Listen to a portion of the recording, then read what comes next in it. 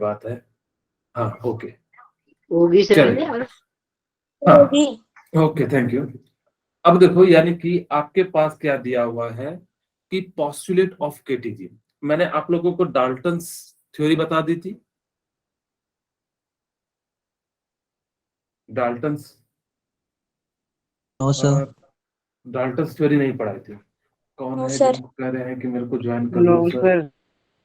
Request भेजो। चलिए ठीक, मैं जस्ट अभी एक एक कर देता हूँ।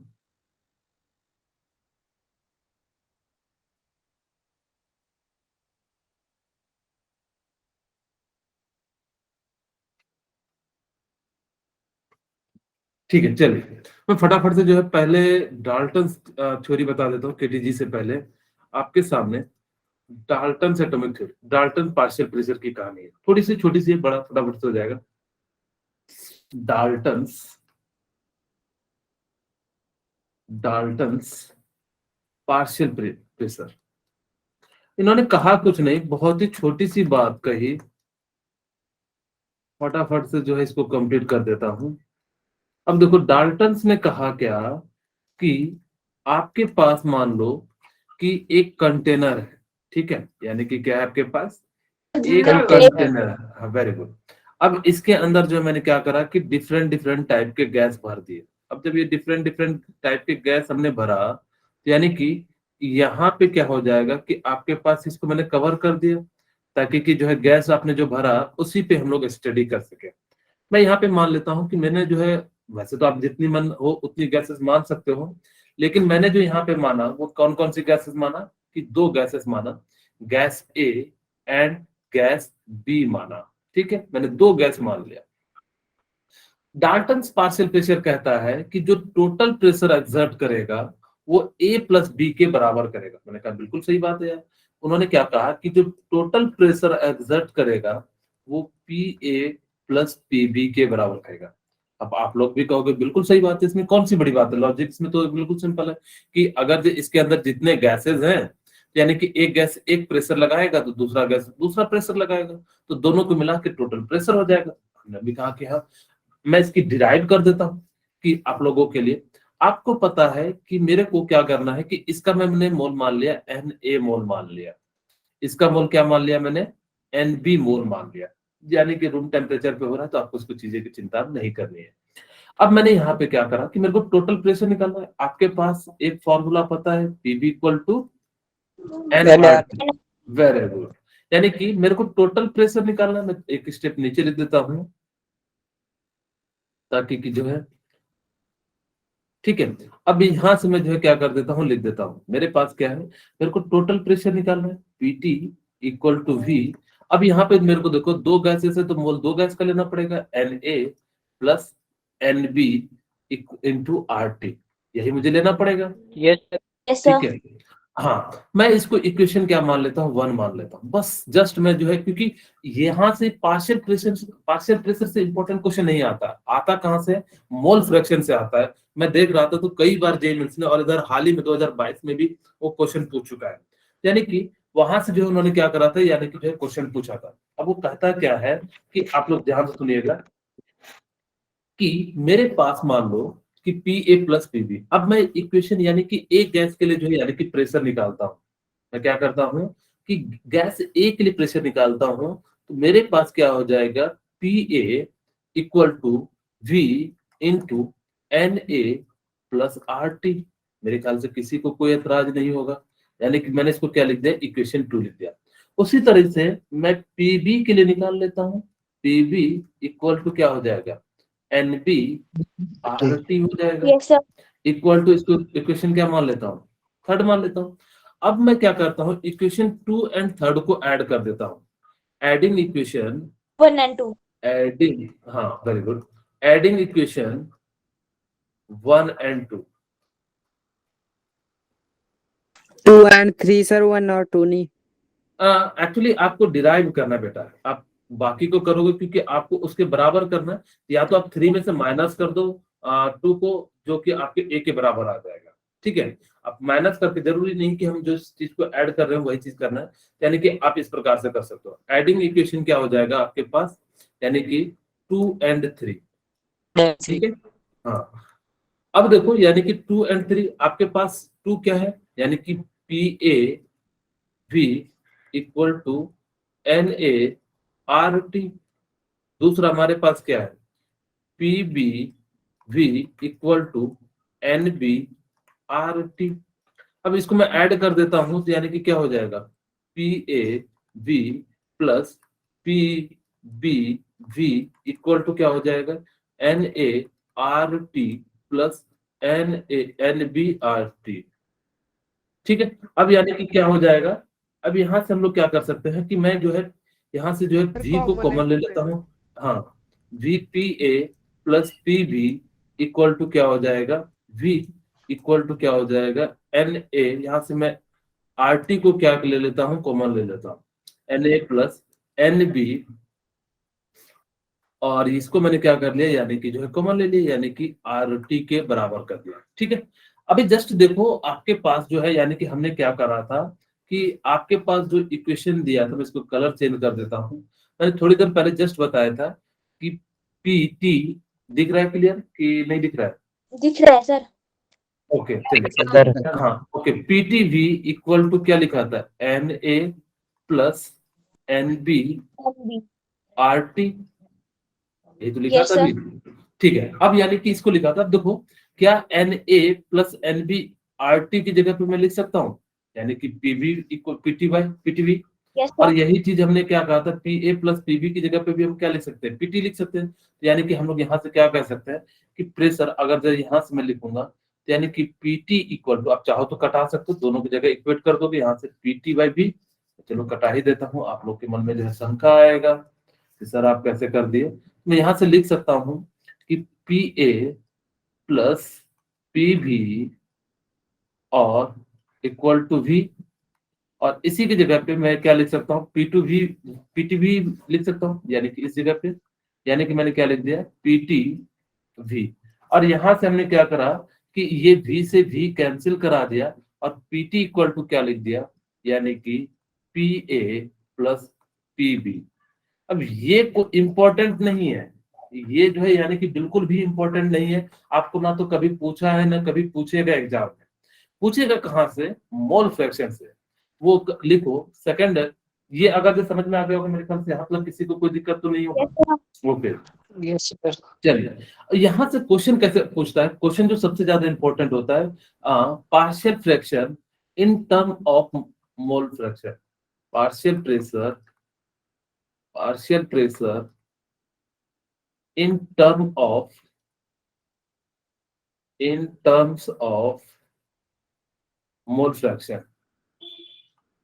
ठीक है, मोल फ्रैक्शन ये इंपॉर्टेंट है, ये इतनी बार क्वेश्चन पूछा गया है, इसी से जो 2022 में भी क्वेश्चन पूछा गया था। तो यहाँ पे मोल फ्रैक्शन आप लोगों को शायद याद हो, मैंने कहीं बात कही थी, याद है या भूल चुके हो? अरे मोल फ्रैक्शन बताया था कि नहीं बताया था? हाँ, यानी कि आपको मोल कॉन्सेप्ट में जो है मोल फ्रैक्शन जो है आपको मैंने बताया था। ठीक है, 1 मिनट।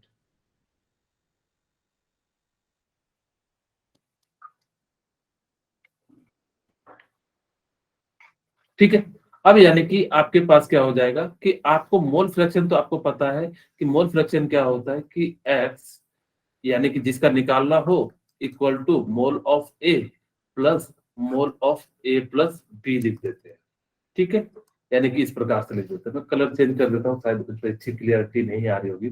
अब यहां से देखो आपके पास अभी मैंने बताया, दो चीजें बताई थी।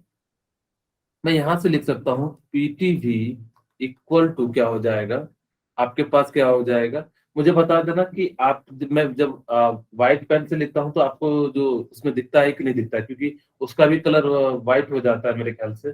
पता नहीं दिखेगा कि नहीं दिखेगा, ये भी मेरे को डाउट है, सर इसलिए ग्रीन सर ग्रीन ही ले लो। ओके। ग्रीन रेड और येलो सर वही में से कोई। हाँ, क्योंकि शायद वो स्क्रीन आपको जिसपे मैं लिखता हूँ, ये वाला जो है पेज बाद में जो है व्हाइट हो जाता है। ये व्हाइट बोर्ड की एक वो है, खासियत है। कहता है कि आप जो है लिख रहे हो ब्लैक बोर्ड पे, मेरा नाम व्हाइट बोर्ड है, इसलिए सारे पेज को मैं व्हाइट कर दूंगा। ठीक है, इसलिए व्हाइट हो जाता है। चलिए, खैर मजाक कर रहा था। मैं यहाँ से लिख सकता हूँ कि मेरे पास क्या है, PT PTV इक्वल टू क्या था, NA plus plus NB NB equal to क्या था, आर टी। आरटी। हाँ, ये इक्वेशन मैंने 1 मान लिया। मेरे को मोल फ्रैक्शन ए का निकालना है, तो मैं P A V equal to क्या लिख सकता हूँ, N A R T, equation 2 लिख लिया। अब मैं यहाँ पे क्या करता हूँ, इक्वेशन 2 को डिवाइड कर देता हूँ किससे, 1 से। मैं यहाँ से लिख सकता हूँ P A V divided by P T V equal to क्या हो जाएगा आपके पास, यानी कि N A R T divided by क्या हो जाएगा, N A plus N B R T. ठीक है, यहाँ तक मेरे ख्याल से कोई दिक्कत नहीं। ये आर टी से आर टी कटा दो, ये वी से ये वी कटा दो। यहाँ से आप क्या लिख सकते हो कि P A divided by P T equal to क्या लिख सकते हैं, एन ए, अरे नीट टूट गया, लिखने में भी नहीं बन रहा है। बी। ठीक है, यानी कि क्या हो जाएगा, यहां से मैं लिख सकता हूं N A plus N A N B. Yes और सर। आपको पता है कि ये जो होता है क्या हो जाता है, मोल फ्रैक्शन हो जाता है। मैं यहां से क्या लिख सकता हूँ, यस हाँ, P A divided by P T equal to mole fraction, जिसका ऊपर में रहता है उसको लिखते हैं, यानी कि ये लिख सकते हैं। अगर जब आपसे क्या कहा जाए, पी ए इक्वल टू क्या हो जाएगा, एक्स ए इंटू पी टी, ये काफी ज्यादा इंपॉर्टेंट है। एक्चुअली क्या करेगा ना कि आपको क्या दिया रहेगा, कि कोई चीज दिया रहेगा और वहां से जो है यानी कि पूछा जाएगा। जैसे एक का प्रेशर दे दिया जाए, दूसरे का आपसे क्या करेगा, यानी कि जो है पूछा जाएगा। तो यानी कि आप क्या कर सकते हो, इस प्रकार से जो है निकाल सकते हो। जैसे सर, मैं 1 मिनट पीछे करना। हाँ, किन्हीं को कोई डाउट हो तो आप लोग पूछ सकते हैं। सर इसको रीड कैसे करेंगे सर, जो निकला हमारा? यानी कि मैं यहाँ पे लिख देता हूँ, partial pressure of A, P A का मतलब क्या होता है, partial pressure of A, partial pressure of A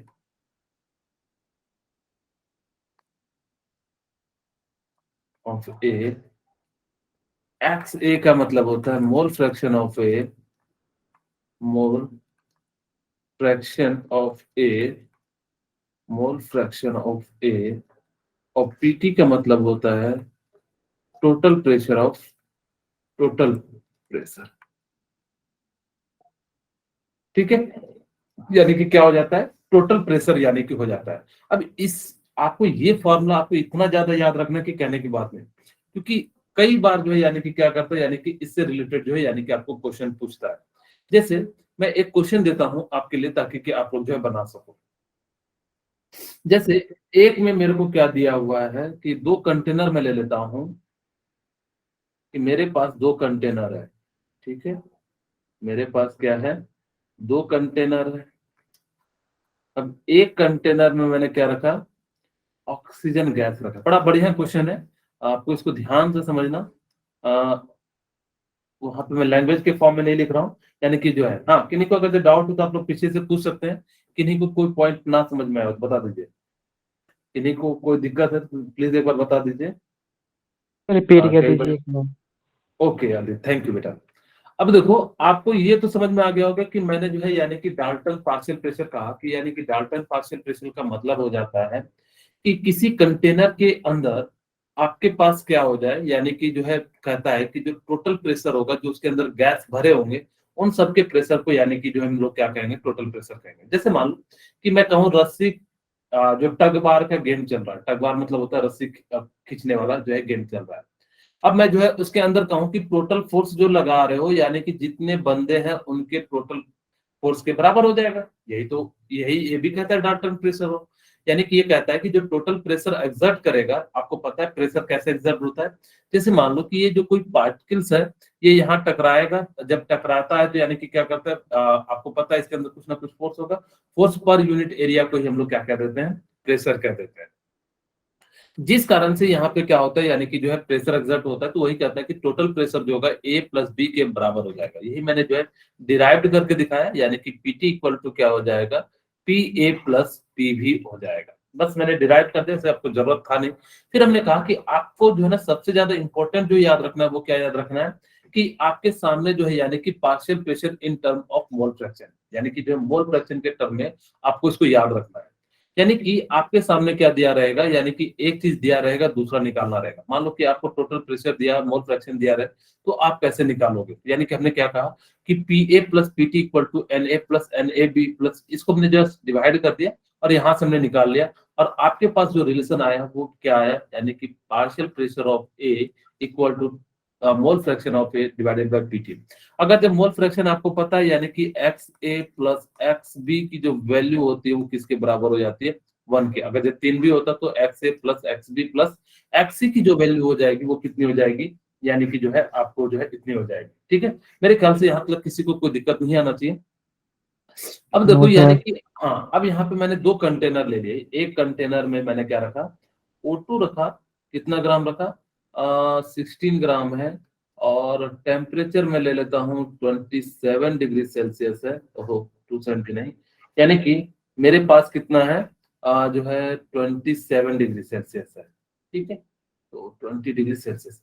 और दूसरी गैस मैंने ले लिया, सपोज करो कि मैंने जो है क्या ले लेता हूँ, अब मैं ले लेता हूँ, आप लोग बताइए, हीलियम ले लेता हूँ। ठीक है, नाइट्रोजन। ठीक है, नाइट्रोजन, मैंने हीलियम ले लिया ताकि कि जो है आप लोग, एक और क्वेश्चन बताऊंगा मैं, यहाँ पे ले लेता हूँ 8 ग्राम, ताकि कि जो है आसानी से कट जाए, आप लोगों के लिए दिक्कत ना आए। ठीक है, अच्छा, ये 8 ग्राम है। अब आपको कहता है find the partial pressure of, बड़ा बढ़िया क्वेश्चन है, ध्यान से बनाना। अगर आपने अपने से बना लिया, find the partial pressure of, मैं यहाँ पे दे देता हूँ O2 का। आपको क्या करना है, O2 का जो है यानी कि पार्शियल प्रेशर निकालना है। अब जैसे ही O2 का जो है यानी कि आपको क्या करना है, यानी कि जो है पार्शियल प्रेशर निकालना है, तो आप लोग जो यानी कि क्या कर सकते हो, इसको जो है आप निकाल सकते हो। तो फटाफट से मैं जब चाहूंगा कि आप लोग क्या करिए, इसको निकालिए। बड़ा बढ़िया क्वेश्चन है। सबसे पहले मोल निकालिए, फिर वहां से मोल फ्रैक्शन निकालिए, फिर टोटल प्रेशर निकालिए, और सर O2 का 16 ग्राम दिया है। हाँ 16 ग्राम दिया है, यानी 0.5 मोल दे दिए ना। ठीक है, तो आप लोग बनाना चाहें फटाफट से बनाइए, या मैं बना दूं आपको। मैं चलो 1 मिनट देता हूं, आप लोग ट्राई जरूर कीजिए। जो भी है वो जो है जरूर एटलीस्ट एक बार जो है यानी कि क्या कीजिए, ट्राई कीजिए, फिर हम लोग जो है आगे बात करेंगे।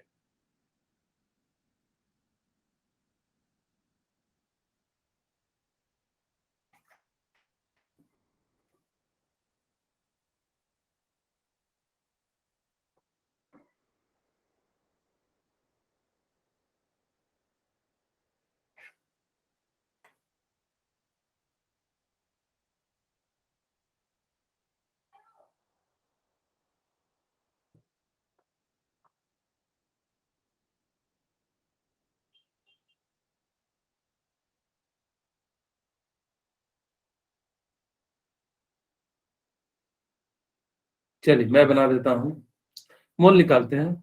आप लोगों ने ट्राई जरूर किया होगा।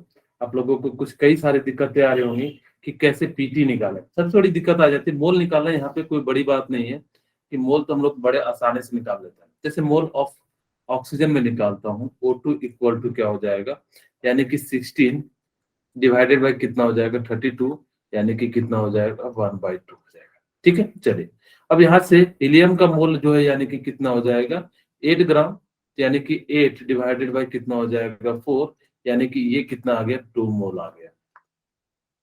मेरे को किसका पार्शियल प्रेशर निकालना है, O2 का, तो मैं जो है मोल फ्रैक्शन O2 का निकालता हूँ। Mole fraction of O2 equal to, आपको याद हो मोल कॉन्सेप्ट में मैंने बताया था कि जिसका निकालना रहता है उसका मोल को लिख दो, यानी कि 1/2 लिख दो। नीचे में कितना हो जाएगा, 1/2 प्लस, यानी कि 2 हो जाएगा। अब यानी कि जो है इस प्रकार से इसको हम लोग क्या करेंगे, यानी कि लिख देंगे। अब जैसे ही हमने इसको लिखा तो यानी कि कितना हो जाएगा, 1/2 डिवाइडेड बाय कितना हो जाएगा, यानी कि 5/2। 5/2। ओके, वेरी गुड, यानी कि कितना हो गया, 5/2 हो गया। अब जैसे ये जो है यानी कि क्या हो गया आपके पास जो है, यानी कि 5/2 हो गया। अब यहाँ से हम लोग क्या कर सकते हैं, यानी कि जो है लिख सकते हैं, यानी कि जो है आपका जो है मैं सिंप्लीफाई कर दूं, यानी कि कितना हो जाएगा, ऊपर में 1/5 हाँ 1/5 1/5 हो जाएगा, यानी कि 1/2 डिवाइडेड बाय कितना हो जाएगा 5/2 और इक्वल टू कितना हो जाएगा 1 यानी कि 1/2 इंटू 2/5 और इसकी वैल्यू कितनी आ गई 1/5। अब 1/5 को आप 0.2 लिख सकते हो यानी कि मोल फ्रैक्शन निकल गया। लेकिन आपके पास जो है पार्शियल प्रेशर निकालना था, तो यानी कि हम लोग पार्शियल प्रेशर यानी कि सबसे पहले हम लोग क्या करते हैं टोटल प्रेशर निकाल लेते हैं। तो आपके पास पीटी और मैंने वॉल्यूम शायद नहीं दिया है, वॉल्यूम ले लीजिए यहाँ पे 2 लीटर, ठीक है, तभी ये जो है बनेगा। अब पीटी वी इक्वल टू क्या हो जाएगा N A plus N B into R T. Sir 2 litre volume. हाँ वॉल्यूम जो है मैंने 2 लीटर ले लिया। अब देखो पीटी आपको निकालना है टोटल प्रेशर यानी कि वी कितना है 2 लीटर है और एन ए कितना है आपके पास 1/2 और ए कितना है 2 है यानी कि 5/2 भी लिख सकते हो। तो आर की वैल्यू आपके पास क्या लेना है यानी कि अब देखो यानी कि यहाँ पे 0.0821 इंटू टेम्परेचर कितना है 27 डिग्री सेल्सियस है। अगर ये देखो यहाँ पे दिया हुआ है 27 डिग्री सेल्सियस को हम लोग कितना ले लेंगे 300 केल्विन ले लेंगे। Yes sir. हाँ, अब यहाँ से जो है मैं इसको सॉल्व करता हूँ, आप लोग जो है फटाफट से सॉल्व कीजिए यानी कि कितना हो जाएगा 5/2 इंटू 0.08, मैं इसका अप्रॉक्स ले लेता हूँ 0.08 इंटू 300 और नीचे में जो है एक और 2 यानी कि ये वाला जो 2 है इसको मैंने यहाँ पे ले आया, मैं इसको जो है 4 से कटा देता हूँ तो यानी कि कितना हो जाएगा 0.02 हो जाएगा। ठीक है, अब यहाँ से जो है मैंने इसको मल्टीप्लाई किया तो यानी कि कितना आ जाएगा 10 आ जाएगा और 10 आ जाएगा तो यानी कि कितना आ गया 0.1 इंटू 300 और यहाँ से पीटी कितना आ गया 30 एटीएम आ गया। ठीक है, पीटी कितना आ गया 30 एटीएम आ गया। अब आपसे जो है यानी कि क्या कह रहा है पार्शियल प्रेशर जो है यानी कि निकालना है किसका, यानी कि आपको ऑक्सीजन का निकालना है। तो ऑक्सीजन का मोल आपको पता है यानी कि PT equal to mole fraction of और उसके बाद हमारे पास क्या है partial pressure of oxygen O2। आपको देखो पीटी पता है यानी कि अभी पीटी निकाल लिया और आपको मोल फ्रैक्शन आपने कितना निकाला O2 का 0.2 यानी कि पीटी तो आपके पास 30 हो गया, मोल फ्रैक्शन ऑफ O2 यानी कि कितना निकाले 0.4 निकाले हैं, सॉरी 1/2 0.2 निकाले हैं तो यानी कि कितना हो जाएगा 0.2 हो जाएगा इनटू आपको यहाँ से PO2 निकल जाएगा। अब यहाँ से जैसे इसको सॉल्व कीजिएगा तो यानी कि नीचे में डिवाइड हो जाएगा 2 इंटू जो है 10 हो जाएगा और यहाँ से जो है यानी कि कितना हो जाएगा 5 और प्रेशर ऑफ O2 कितना हो जाएगा यहाँ से जो है 150 के करीब करीब हो जाएगा। ठीक है, यानी कि इस प्रकार से आप क्या कर सकते हो यानी कि जो है पार्शियल प्रेशर जो है किसी का भी निकाल सकते हो यानी कि जो है वो होगा। अब कहोगे सर किसी का एक का प्रेशर ज्यादा हो सकता है तो दूसरे का प्रेशर कम हो जाएगा, टोटल पे यानी कि नेट कितना इफेक्ट पड़ रहा है वो यहाँ पे हमने निकाला था तो टोटल जो है निकल गया। तो इस प्रकार से आपके सामने जब भी क्वेश्चन आएगा तो आप क्या कर सकते हो इसको सॉल्व कर सकते हो। अगर जो सिंपल टोटल प्रेशर दिया रहता था तो बड़े आसानी से आप क्या कर लेते निकाल लेते, लेकिन नहीं दिया हुआ तो यानी कि इस प्रकार से हम लोग क्या कर लेंगे निकाल लेंगे। चलिए तो छोटी सी एक और टॉपिक बता देता हूँ, ग्राहम डिफ्यूजन लॉ आप लोगों की जो है बुक में दिया हुआ है। यहाँ से जो है एक और चीज याद रखना कि आपके पास ना एक फॉर्मूला ऐसे भी लिखा हुआ होगा आपकी बुक में, एनसीईआरटी बुक में देखना P1V1 equal to T1 equal to P2V2। Yes sir by T2। हाँ, आपकी एनसीईआरटी बुक में देखोगे तो एक फॉर्मूला जो है यानी कि इस प्रकार से जो है यानी कि लिखा हुआ, मैं इसको डिराइव नहीं कर रहा हूँ, बस मैं थोड़ा सा जो है एक्सप्लेन करता हूँ। वैसे डिराइव करना कोई बड़ी बात नहीं है। कहता है कि अगर आपने क्या करा है एक कंटेनर लिया, ठीक है, यानी कि आपने एक क्या कर लिया यानी कि कंटेनर ले लिया और जैसे इस कंटेनर को लिया तो यानी कि हमने यहाँ पे क्या कर दिया कि कोई भी यानी कि हमने जो है कोई गैस रखा है, हमें नहीं पता, हमने कोई भी एक गैस ले लिया, आपकी इच्छा हो तुमने यहाँ पे मैंने मानने के लिए जो है कोई मान लिया ए। अब वो कहता है कि उसका इनिशियल यानी कि आप उसको बिना यानी कि जो है टेम्परेचर चेंज कर रहे हो तो कहता है कि इनिशियल यानी कि आपके पास जो फॉर्मूला है PV इक्वल टू nRT। अब इसमें कोई भी चीज चेंज करोगे तो इसके अंदर जो मोल तो होगा वो तो चेंज होगा नहीं, वही कहता है कि यहाँ से मोल इक्वल टू क्या लिख सकते हो PV/RT। ठीक है RT। ओके, अब यानी कि जब PV इक्वल टू RT लिख सकते हो, अब यानी कि अब ये इक्वेशन हो गया, मैंने यहाँ पे मान लिया P1V1 और ये T1, उसी तरह से N1 की जगह पे मैंने जो है अगर जब मैं दूसरे केस में ले लूँ तो यानी कि क्या हो जाएगा P2 यानी कि मैंने जो चेंज किया P2 divided bye R R तो दोनों का सेम है, यानी कि दोनों मोल सेम है, तो यानी कि क्या लिख सकते हो, यहाँ से इक्वेट करोगे तो यानी कि R से R कैंसिल हो जाएगा, और ये जो यानी कि क्या हो जाएगा, P2 V2 divided by T2 हो जाएगा। यानी कि बेसिकली आपके पास जब नंबर ऑफ मोल्स सेम हो तब जो यानी कि क्या करना है, यानी कि क्लोज कंटेनर की जब बात करें, यहाँ पे ध्यान देना, जब वो क्लोज कंटेनर की बात करेगा ना तो आपको P1 V1 divided by T1, अगर जो सिंपली पीबी, मैंने PB equal to NRT derive किया तो क्वेश्चन कराए थे कि नहीं कराए थे, पीबी इक्वल टू एनआरटी, हाँ, यानी कि आपको वहां वो वाला जो है, यानी कि आपको घर पे भी प्रैक्टिस करना है पीबी इक्वल टू एनआरटी, वो डिफरेंट डिफरेंट तरीके से पूछता है। मैं जब पिछले देख रहा था तो कई तरीके से जो है क्वेश्चन को पूछता है, यानी कि आपको उस पे कमांड होना चाहिए, यानी कि चीजें जो है धीरे धीरे आनी चाहिए। लेकिन ये क्या होता है, जब क्लोज कंटेनर होगा ना तो वहां पे मोल सेम होगा, याद रखना कि जब क्लोज कंटेनर होता है तो वहां पे क्या सेम हो जाता है, यानी कि मोल सेम हो जाता है, और जब वो मोल सेम हो जाता है तब इस केस में आपको क्या लगाना होता है, P1 V1 divided by T1 equal to P2 divided by T2 लगाना होता है। चलिए मैं यहाँ पे जो है आपको ग्राहम्स डिफ्यूजन लॉ के बारे में बताना चाहता हूं कि आपके पास जो है ग्राहम्स डिफ्यूजन लॉ क्या होता है। ग्राहम्स आपकी जो है एनसीईआरटी में दिया हुआ है, ग्राहम्स डिफ्यूजन लॉ, चाहो तो देख सकते हो, बड़ा बढ़िया कॉन्सेप्ट है। अच्छा मैं एक डाल्टन्स लॉ का बड़ा जेईई मेंस का क्वेश्चन पूछता हूँ, आप लोग देखते बताते हैं कि नहीं। ग्राहम डिफ्यूजन लॉ, मैं पहले लॉ लिख देता हूँ और वापस जाता हूँ और एक पेज ऐड करता हूँ, बड़ा बढ़िया क्वेश्चन था। मैं आपको बताता हूँ, in which of the following, question का लैंग्वेज हो सकता है चेंज हो, in which of the following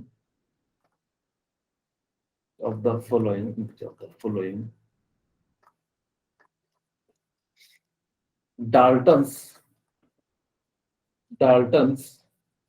law is not applicable। ठीक है, आपसे जो है पूछा जा रहा है कि किसके जो है यानी कि एप्लीकेबल नहीं होगा, नॉट एप्लीकेबल, यहाँ से एक बात बताना चाहता हूँ, यानी कि आपके पास दिया हुआ था पहले में हीलियम और O2, दूसरे में आपके पास दिया हुआ था कि H2, Cl2, तीसरे में जो दिया हुआ था, क्या दिया हुआ था, यहाँ पे दिया हुआ था नियोन और नाइट्रोजन, और डी में जो दिया हुआ था वो आर्गन, और क्या दिया हुआ था हमारे पास, आर्गन और क्या दिया हुआ था, एक मिनट, आर्गन और CO2 दिया हुआ। ठीक है, अब आपसे जो है यानी कि क्या पूछ रहा है कि इसमें से कौन सा जो है यानी कि क्या है करेक्ट ऑप्शन है, आपको जो यानी कि बता बी ओके, यानी कि इसमें जो है किसमें जो है डाल्टन्स लॉ एप्लीकेबल नहीं होगा, यानी कि जो है यानी कि क्या हो जाएगा, बी में जो है नहीं होगा। क्यों, हमेशा याद रखना Dalton's law,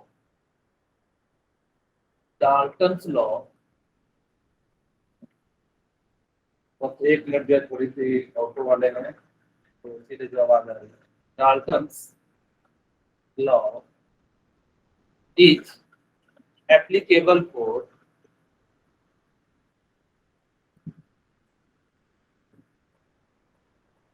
non-reacting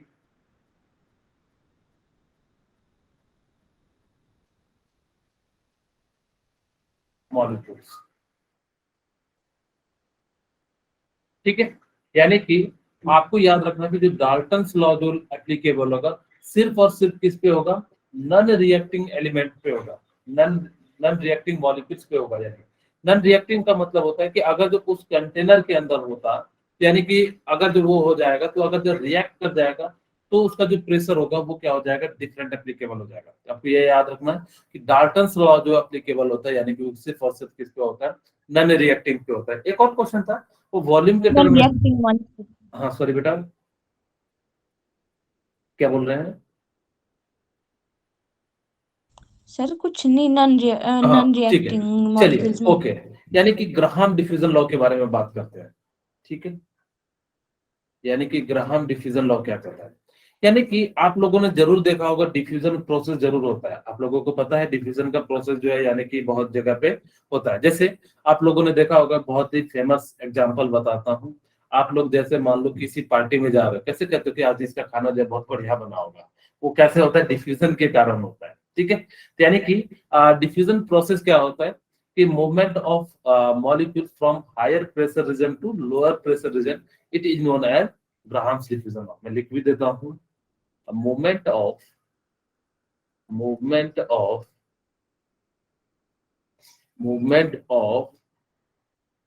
molecules, molecules की जगह पे पार्टिकल्स लिख देता हूँ। पार्टिकल्स में क्या हो जाता है कि आयन भी आ जाएंगे, गैस भी आ जाएंगे, जो भी चीजें हैं यानी कि यूज कर सकते हो। मॉलिक्यूल्स में सिर्फ और सिर्फ मॉलिक्यूल्स यूज हो। Movement of particles from higher pressure region to higher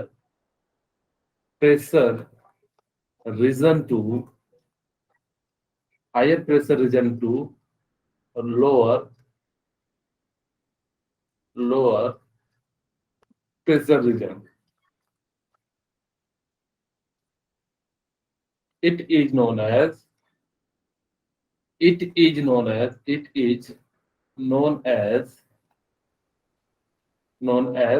Graham's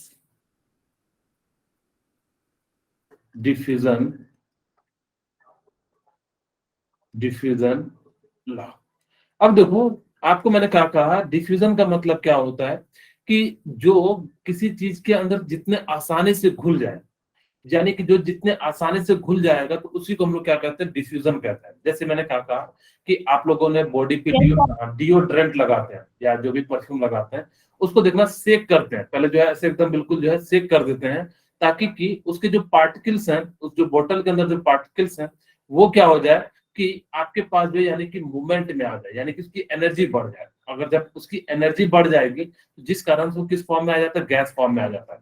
और आपको पता है गैस फॉर्म में आ जाएगा तो यानी कि क्या होगा, आपको ये भी याद रखना कि जो डिफ्यूजन होता है सबसे ज्यादा किस में होता है, गैस में होता है, फिर किस में होता है, लिक्विड में होता है, फिर सबसे कम जो होता है यानी कि क्या होता है, यानी कि सॉलिड में होता है।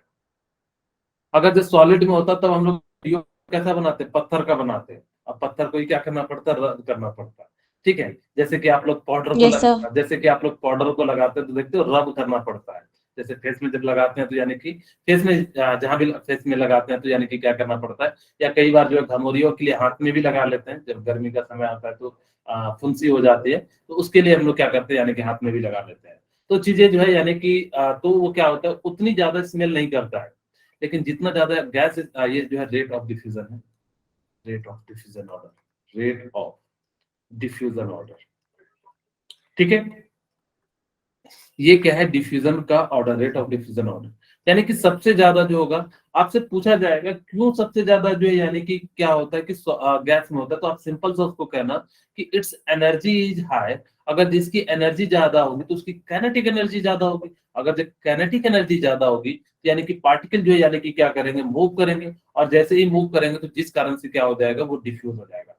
जैसे मैंने कहा कि आप लोगों को कई चीजें जो है बिना बताए जो यानी कि हम लोग क्या कर लेते हैं, पता कर लेते हैं। जैसे किसी पार्टी में जो है कैसे पता लगता है कि खाना अच्छा बना है कि नहीं बना है, तो यानी कि हम लोग क्या करते हैं, यानी कि स्मेल यानी से जो हम लोग पता कर लेते हैं। लेकिन अगर जब मान लो कि आपके घर में अगर कभी किसी के घर में खाना रात का बच जाता है, तो हम लोग देखते हैं एकदम नाक के पास लेके जाते हैं, देखो उसका स्मेल आता है। जब वो बन रहा होता है तो उसको दूर से ही पता लग जाता है, लेकिन जब सुबह उसको हम लोग चेक करते हैं तो उसको एकदम बिल्कुल क्लोज नाक के पास लेके जाते हैं, ताकि कि हमें पता लग Yes, सके। sir. उस समय जो है डिफ्यूजन होता है वो कम हो जाता है। अब पूछेगा क्यों डिफ्यूजन कम हो जाता है, क्योंकि उसके पास एनर्जी कम हो जाती है। एनर्जी का सेंस है यानी कि उसके पास काइनेटिक एनर्जी जो यानी कि क्या हो जाती है, कम हो जाती है। अगर उसके पास हो काइनेटिक जाती है। एनर्जी कम हो जाएगी, जिस कारण से डिफ्यूजन रेट भी क्या हो जाएगा, कम हो जाएगा। तो इन्हीं कम हो ने क्या जाएगा। करा कि जो है रेट का निकालने का जो तरीका बताया ना, rate equal to inversely proportional of molar mass of gas, यानी कि क्या बताया, मोलर मास ऑफ गैस। जो भी गैस लोगे यानी कि उसका क्या ले लोगे, मोलर मास ऑफ गैस ले लोगे, ठीक है। यानी कि जो भी हमने लिया उसको हमने क्या कर लिया, मोलर मास ऑफ गैस ले लिया। अब यहाँ पे एक बात याद रखना, कई तरीके से वो क्वेश्चन पूछता है। यहाँ पे याद रखना कि जो लाइट एलिमेंट होंगे ना, लाइट एलिमेंट की डिफ्यूजन जो होगा वो क्या होगा, वो हाई होगा। Light element diffusion rate is high. अब ये आपको समझ में आ गया होगा, डिफ्यूजन रेट इज हाई। ठीक है, यानी कि जितना लाइट होगा वो उतना ही ज्यादा अच्छे से डिजॉल्व होगा। अगर जब आपके पास अगर जब भारी चीज अगर जब करोगे तो क्या होगा, उतना ज्यादा जो है यानी कि क्या होगा, यानी डिफ्यूज नहीं होगा। और हैवी एलिमेंट जो है, यहाँ पे हैवी एलिमेंट का मतलब ये समझना कि भारी, यानी कि जो है वो ले रहे हैं हम यहाँ पे कोई भी एलिमेंट ले सकते हैं, गैस लिक्विड सॉलिड जो भी है, उसलिए हम ले लिया। Diffusion rate is low, diffusion rate is low, ठीक है, यानी कि इसका जो डिफ्यूजन रेट क्या हो जाएगा, यानी कि जो है क्या हो जाएगा, लो हो जाएगा। यानी कि इस प्रकार से आप क्या कह सकते हो। जैसे एक क्वेश्चन आया था मेरे ख्याल से मेडिकल में आया था, कि बताना था कि किसका जो डिफ्यूजन रेट हाई होगा। विच ऑफ द फॉलोइंग, जैसे मैं पूछता हूँ, विच of the following, which of the following have high diffusion rate, diffusion rate, ठीक है। आपके पास है AnH3, BO2, CN2, D, we can't say। Sir O2। Okay, very good. और बताइए, कोई और बताना चाहेंगे? सर Sir, and दूसरा okay, Sir, and two. Okay, चलिए क्या हो जाएगा? NH3 sir. अब आपने बताया, Yes sir. Okay, right answer का जो है NH3 होगा। हाँ, क्यों होगा? क्योंकि यहाँ सर ध्यान से जी सुनो। हाइड्रोजन ये लिखा, हल्की होती है सर। हाँ बोलिए बेटा। सर और ये अमोनिया सर जी NH3 ये लिखा। हाँ NH3 है। आपको कुछ सर और जी नजर मुझे है? लगा ओके, मैं सर 3, 2 है NH। ओके सॉरी, अब मेरे ख्याल से क्लियर हो गया हो। चलिए कोई बात नहीं। अब यानी कि NH3 हो गया। अब यानी कि आपको मैंने क्या कहा कि सबका मास निकालो। इसका मास कितना हो जाएगा 17, इसका मास कितना हो जाएगा 32, इसका मास कितना हो जाएगा 28 ग्राम, ठीक है। अब हमने कहा कि देखो आपके पास रेट इनवर्सली प्रोपोर्शनल हो जाएगा, यानी कि किसका, मोलर मास ऑफ गैस। मैं डायरेक्ट छोटे फॉर्म में जो है m लिख देता हूँ। अब यानी कि आपके पास क्या हो गया कि यानी कि रेट जो है यानी कि इनवर्सली प्रोपोर्शनल हो गया 1/√m हो गया, ठीक है। यहाँ तक तो किसी को मेरे ख्याल से दिक्कत नहीं आती है। अब देखो जिसकी वैल्यू, हाँ जिसका रेट आएगा कम, इसमें एक एग्जांपल के साथ ताकि कि आपको बेटर अंडरस्टैंडिंग आ जाए। जैसे मैंने क्या करा कि आर जो है मैं 2 के लिए निकालना चाहता हूँ, मैंने गैस लिया, मैं इसलिए ले रहा हूँ ताकि कि आपको जो है क्लियरिटी मिल जाए। जैसे मैंने क्या ले लिया, एक में ले लेता हूँ हीलियम, एक में ले लेता हूँ ऑक्सीजन, ठीक है। यहाँ पे मैंने 4 ले लिया, यहाँ पे ले लिया यानी कि 16। अब आपको रेट ऑफ डिफ्यूजन निकालना है, यानी कि क्या हो जाएगा, आर इनवर्सली प्रोपोर्शनल हो जाएगा किसका, 1/4 का, और यहाँ पे आर इनवर्सली प्रोपोर्शनल किसका हो जाएगा, √16 का, ठीक है। मैं बस आपको एग्जाम्पल के थ्रू जो है यानी कि समझाने का प्रयास कर रहा हूँ। इसकी वैल्यू अगर जब मैंने सपोज करो कि यहाँ पे जो कांस्टेंट है दोनों के लिए सेम होगा, दोनों में मल्टीप्लाई सेम होगा, तो रेट की भी वैल्यू कितनी आ जाएगी, सेम आ जाएगी, ठीक है। आर इक्वल टू क्या हो जाएगा, 1/4 हो जाएगा। अब यहाँ से आर की वैल्यू कितनी आ गई, 0.5 आ गई, और यहाँ से आर की वैल्यू कितनी आ गई, 0.25। इसका सिग्निफिकेंस देखो, यानी कि ये कहता है कि इसकी जो रेट ऑफ डिफ्यूजन है वो ज्यादा है, यानी कि आर की वैल्यू जिसकी ज्यादा है, यानी कि रेट ऑफ डिफ्यूजन रेट क्या है, ज्यादा है। यानी कि अगर जैसे सपोज करो यहाँ पे 1 नहीं 2 होता, तो यानी कि रेट ऑफ डिफ्यूजन यानी कि क्या करता, 2 की स्पीड से करता है, जबकि यहाँ पे 0.5 पे यानी कि रेट ऑफ डिफ्यूजन ऑर्डर है, यानी कि रेट ऑफ डिफ्यूजन। अब जिसका ज्यादा होगा वो जल्दी जल्दी डिसॉल्व करेगा, यानी कि डिफ्यूज करेगा, और जब ज्यादा डिफ्यूज करेगा तो यानी कि क्या हो जाएगा, उसका जो है आपको स्मेल जो है बहुत दूर तक चलेगा। आपको सिंपली याद रखना कि कभी भी अगर जो डिफ्यूजन के आपसे सवाल पूछा जाए, आपके एग्जाम में जब भी आपसे पूछा जाए, तो देखना जिसका मास कम होगा उसका डिफ्यूजन रेट ज्यादा होगा। बस आप इस पॉइंट को याद रखना, लाइट एलिमेंट का जो डिफ्यूजन रेट होता है वो क्या हो जाता है, हाई हो जाता है, और हैवी एलिमेंट का यानी कि क्या हो जाता है, यानी कि लो हो जाता है। अब आप लोग को समझ में आ गया होगा क्यों नहीं हम लोग जो है यानी कि क्या करते हैं कि जो परफ्यूम होते हैं उसको हम लोग लिक्विड या सॉलिड में रखते हैं। देखो अगर आप लोगों को कहा जाता होगा कि परफ्यूम लगाने से पहले, बिफोर लगाने यूज करने से पहले सेक ईट करने के लिए कहा जाता है, यानी कि जो अच्छे से मिला लो। अगर जब आपने अच्छे से यानी कि मिला लिया तो यानी कि क्या हो जाएगा कि उसकी एनर्जी बढ़ जाएगी, और जब एनर्जी बढ़ जाएगी तो यानी कि क्या हो जाएगा, आप लगा सकते हो। एक और टर्म आता है इसके अंदर, वो आता है इफ्यूजन। आप लोगों ने नाम सुना है इफ्यूजन का? नाम सुना है कि नहीं फ्यूजन? No sir. अच्छा नो चलिए, सर। No, sir. इफ्यूजन। अब देखो ये क्या है, ये भी वही चीज है, सेम वाला है, लेकिन कहने का तरीका अलग होता है। अब देखो कैसे, अभी तक हमने जो डिफ्यूजन पढ़ा था उसमें हमने ये कहा कि उसकी जो एरिया है ना वो बहुत ज्यादा है, यानी कि डिफ्यूज का जो एरिया है वो बहुत ज्यादा है। लेकिन अब मैं क्या करता हूँ कि डिफ्यूजन का जो रेट है ना एक छोटे से होल से करता हूँ। यानी कि मैंने क्या करा, यहाँ पे जो है छोटा सा एक होल जब रखा है। सर टायर में छेद हो जाता है तब होता है हाँ डिफ्यूजन सर। हाँ और हाँ, वेरी डिफ्यूजन गुड, तब सही होता कह है रहे हो जब बेटा। पूरे घर की हवा सर। हाँ, अब यानी कि क्या हो गया, यानी कि अगर जब डिफ्यूजन हो लेकिन टाइनी होल से हो, डिफ्यूजन हो लेकिन किससे, टाइनी होल से हो, diffusion is occur at tiny hole, diffusion is occur from tiny hole, tiny hole, tiny नहीं कहते हैं, टिनी होल, ठीक है। अगर जब टिनी होल से हो, इट इज कॉल्ड डिफ्यूजन। आप लोग जो परफ्यूम लगाते हो ना वो इफ्यूजन होता है, कॉल्ड इफ्यूजन। आप लोग देखोगे, Yes, sir. हाँ, आप लोगों ने पीके मूवी देखा है? Yes, sir. हाँ, Yes, उसमें देखना sir. आमिर खान जो है यानी कि परफ्यूम लगाता है। एक गाना है, गाने में वो क्या करता है, परफ्यूम लगाता है। तो वो देखना कैसे लगाता है, वो दूर करके लगाता है, ऐसे नजदीक करके नहीं, ऐसे एकदम क्लोज में नहीं लगाता, ऐसे ऐसे जो है दूर से जो है मारता है। क्यों? क्योंकि आपको पता है वो सेक करने के बाद जितना ज्यादा अगर दूर से मारेंगे, मान लो कि मेरे पास ये व्यक्ति है, यानी कि मान लो इस पर्दे में या इस कपड़े में जो है मुझे मारना है। अब जितना ज्यादा दूर होगा उतना ज्यादा ये इसका डिफ्यूजन रेट हो जाएगा। अगर जो यहाँ पे लेके आओगे तो यानी छोटा सा भी लगेगा। इसीलिए जो है परफ्यूम को हम लोग क्या करते हैं, थोड़ा दूर से मारते हैं। कुछ लोग जो है वो इत्र वाला जो होता है वो काफी क्लोज से मारना पड़ता है, क्योंकि उसके अंदर लिक्विड होता है, तो लिक्विड क्या करता है, ज्यादा देर तक आपकी बॉडी में रहेगा। इसीलिए जो है यानी कि हम लोग लगाते हैं। जो पाउडर होता है वो क्या होता है, यानी कि सॉलिड फॉर्म में होता है, जो उसका डिफ्यूजन रेट क्या हो जाता है, यानी कि कम हो जाता है। तो ये सारी चीजें थी, यानी कि इफ्यूजन जो है यानी किस प्रकार से। एक फॉर्मूला और आपको बुक में मिलेगा डिफ्यूजन का, वो क्या फॉर्मूला हो जाता है कि R1, मैं जो है यहाँ पे लिख देता हूँ, R1 इनवर्सली प्रोपोर्शनल क्या हो जाएगा, अंडर रूट ऑफ M के बराबर हो जाएगा। यहाँ पे मैं M1 ले लेता हूँ क्योंकि R1 rate of diffusion of first gas ले रहा हूँ, यानी कि जो है मैंने क्या ले लिया, यानी कि R1।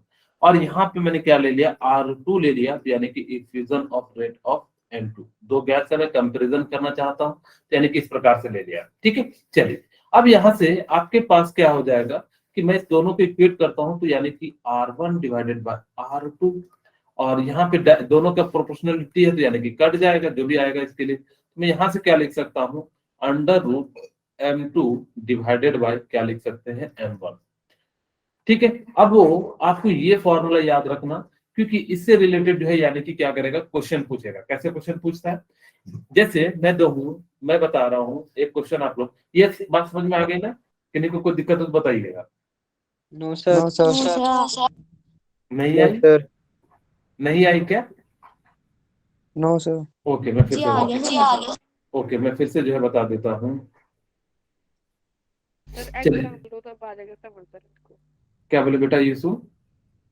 सर एग्जाम्पल देके समझाओ फिर हाँ, आ जाएगा सर वही समझ। चीज मैं आपको जो है एग्जांपल ही देने वाला था कि मेरे पास क्या है कि मान लो कि दो गैसेस है, मैं यहीं पे जस्ट बगल में समझाता हूँ, ठीक है। मेरे पास क्या है, दो गैस है, ठीक है। अब मैं यहाँ से जो है गैस, मैंने मान लिया कि मेरे पास जो है दो, अब डिओड्रेंट है, आप लोगों के लिए जो है एक चॉकलेट फ्लेवर का डिओड्रेंट ले लेता हूँ।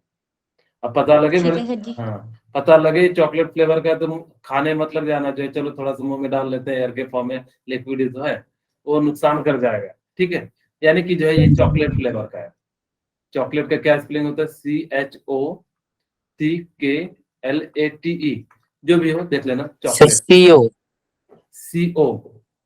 चलिए ठीक है, यानी कि जो है नहीं चॉकलेट, सर, हाँ हाँ, CHOCO। नहीं सर CHO। चलिए ठीक है, CHOCO। आपके पास जो भी हो आप लोग जो है इसको देख लेना। मैं यहाँ पे जो है चॉकलेट लिख देता हूँ, ठीक है, सी के, यानी कि चॉकलेट।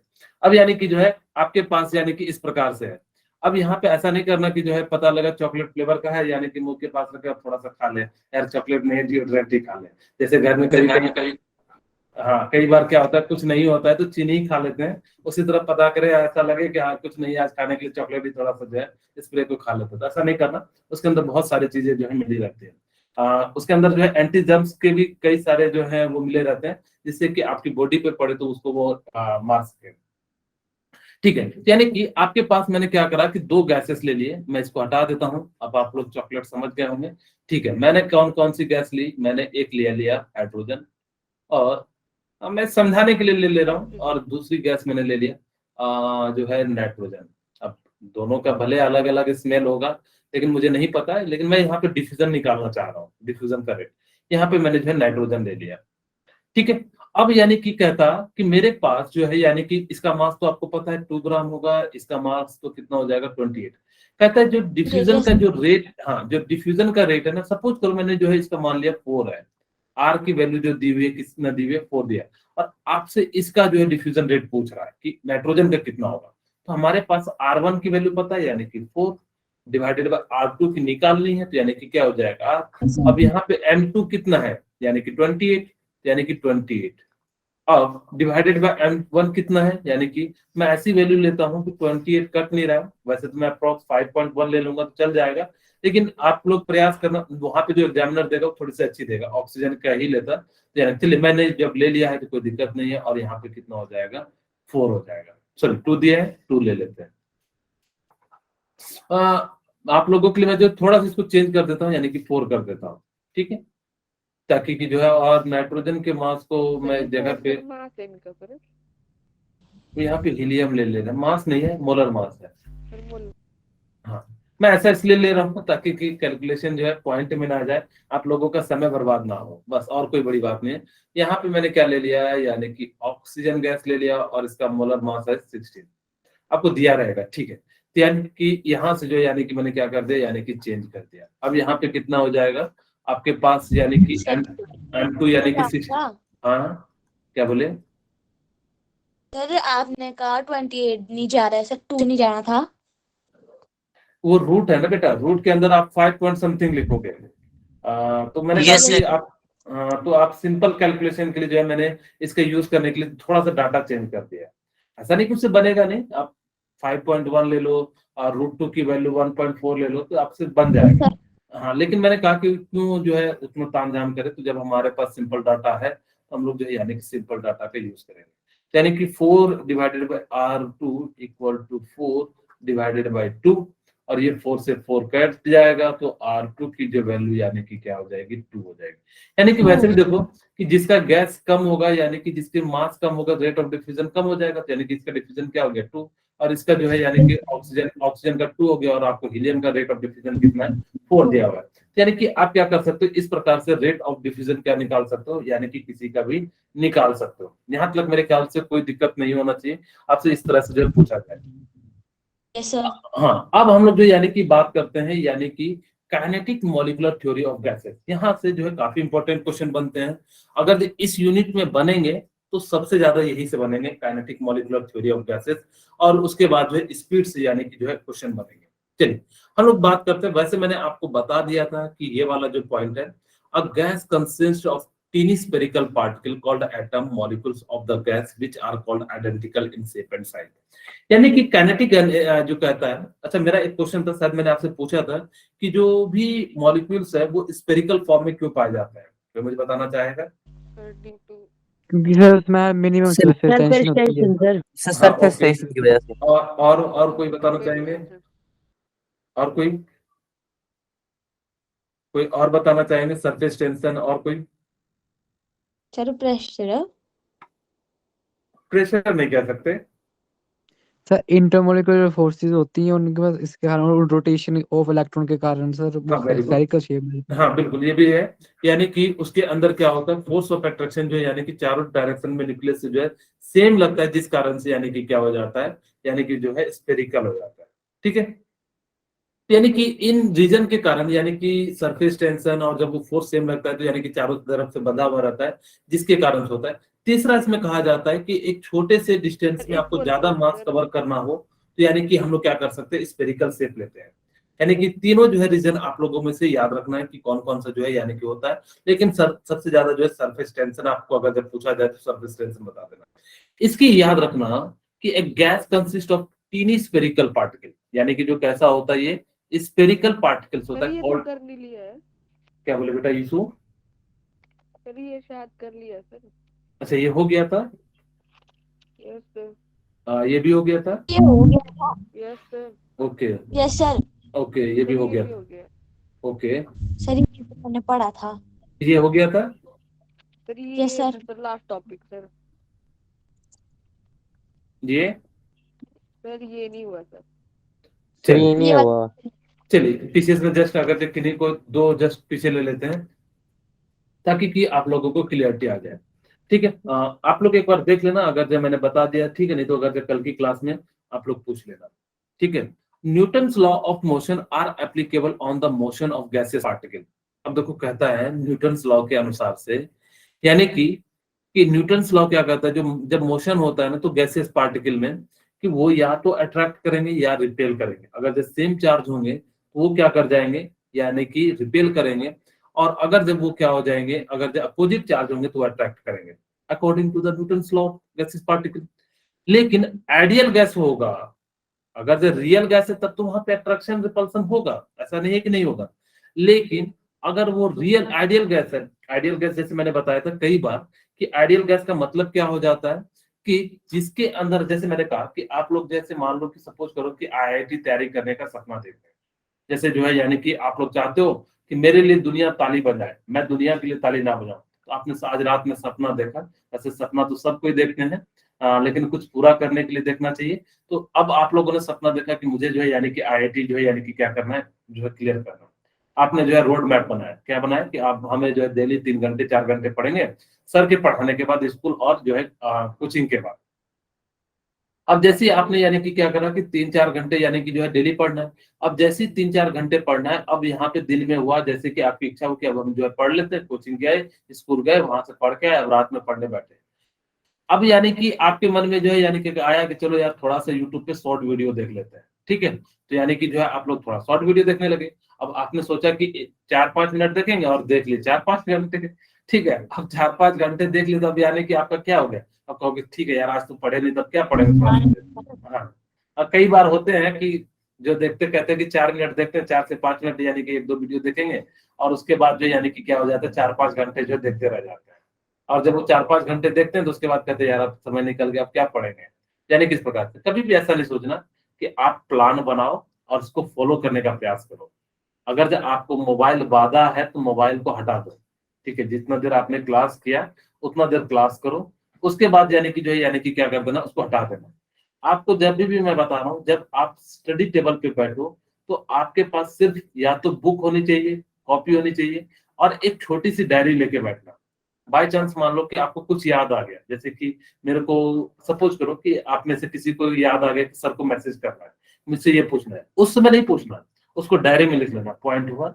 अब उसके बाद फिर जैसे मान लो कि आपको याद आया यार मेरे को तो इसको ये कहना था, तो आप क्या कर सकते हो, थोड़ी देर बाद जो है फिर से उसको क्या करना, उस चीज को लिख लेना। लेकिन आप अपने मन को ये कभी मत कहना कि मेरे को ये नहीं करना। हमेशा याद रखना, मन जो है ना बड़ा खराब है, आपको अगर जब कंट्रोल में नहीं रखोगे तो आपको बर्बाद कर देगा। ठीक है, आपको हमेशा मन को करना है, बट पढ़ना है पढ़, यानी कि जो इस प्रकार से यानी कि अपने मन को जो है बनाना, उसको कहना कि नहीं आज तू पढ़, कल हम लोग जो खेलेंगे, फिर कल आएगा तो कल कहना। इस प्रकार से आप सिर्फ 14-15 महीने बचे हुए हैं, आप इसका यूटिलाइज कीजिए और फिर देखिए यानी कि रिजल्ट, आप एक अच्छी जगह चले जाओगे। मेरा यकीन मानो कि आपकी लाइफ पूरी अच्छी होने वाली है। ठीक है, और अगर जब मुझे कहा जाए कि मेरे को अगर 12-13 महीने पढ़ने से एक मेरी लाइफ चेंज हो सकती है, तो मैं कहूंगा ये परफेक्ट टाइम होता है अपने गियर को चेंज करने का। जिसने इस समय का यूटिलाइज किया ना वो बहुत आगे बढ़ जाएगा, दुनिया में उसको फिर को भी नहीं कोई रोक सकता। मैं बता रहा हूँ कि आप लोग काफी सीधे साधे लोग हैं, लेकिन मैं चाहता हूँ कि एक आपकी जो वैल्यू हो आपके गांव समाज में एक अलग हो, एक ऐसा कहे कि हाँ देखो ये आईआईटीएन है भाई, आईआईटी मुंबई से पढ़ के आ रहा है, यानी कि लोग आपके बारे में कहेंगे। यानी कि जब आपको कहेंगे ना, मैं बता रहा हूँ, आपके सामने एक बड़ा प्राउड फील का जो है मोमेंट आएगा। और वो फील लाने के लिए देखो, कोई भी चीज आपको सडनली नहीं मिल जाती है, ठीक है। लोग कहते हैं कि इसकी किस्मत अच्छी है, रातों रात चमक गया, लेकिन उस किस्मत को चमकाने के लिए अभी से आपको रात चमकानी पड़ेगी, ठीक है। यानी कि जो है, हाँ, आप लोग अभी से मेहनत कीजिए, मेरा यकीन मानिए बहुत अच्छा कीजिएगा। अगर जब आप नहीं पढ़ते हैं तो इसमें आपका नुकसान है। ये समय मानता हूं कि बहुत ज्यादा समय आप डिस्ट्रैक्शन का समय होगा, मोबाइल देखना, पिक्चर देखना, दोस्तों के साथ घूमना। यकीन मानिए इन सबको छोड़ के आप किताबों का साथ पकड़िए। अगर जब किताब का साथ पकड़ा ना तो कभी भी किताब आपका साथ नहीं छोड़ेगा, ये मेरी बात याद रखना, ठीक है। तो आप लोग इसी चीज से यानी कि शुरू कीजिए और अपना जो है पढ़ाई लिखाई कीजिए। मैं इस लॉ को कंप्लीट कर देता हूँ। यहाँ पे जो है यानी कि अट्रैक्टिव और रिपल्सिव फोर्स आएगा। मैं आपको बता रहा था कि आइडियल गैस के लिए क्या हो जाएगा, यानी कि अट्रैक्टिव और रिपल्सिव फोर्स जो होता है वो ना के बराबर हो जाता है, यानी कि जीरो होता है। आपको याद रखना ऐसा क्यों माना जाता है, क्योंकि हमने इसकी सारी कंडीशन आइडियल मानी। आप जब आपने प्लान बनाया कि मेरे को आईआईटी क्रैक करना है, तो वहां पे सारी कंडीशन आइडियल। आपने ये नहीं देखा कि हो सकता है मेरी तबीयत खराब हो जाए, हो सकता है मुझे समझ में ना आए जिसके कारण से जो है मैं डिस्टर्ब हो जाऊं। जैसे कई बार क्या होता है, सवाल नहीं बनता है, ठीक है, कोई बात नहीं, आप उस सवाल को 2 मिनट के लिए रख दो। उसके बाद जो है यानी कि फ्रेश होने के लिए इधर उधर घूम लो, या तो एक थोड़ा सा पानी पी लो, या 10 कदम जो है अपने घर के पास घूम लो।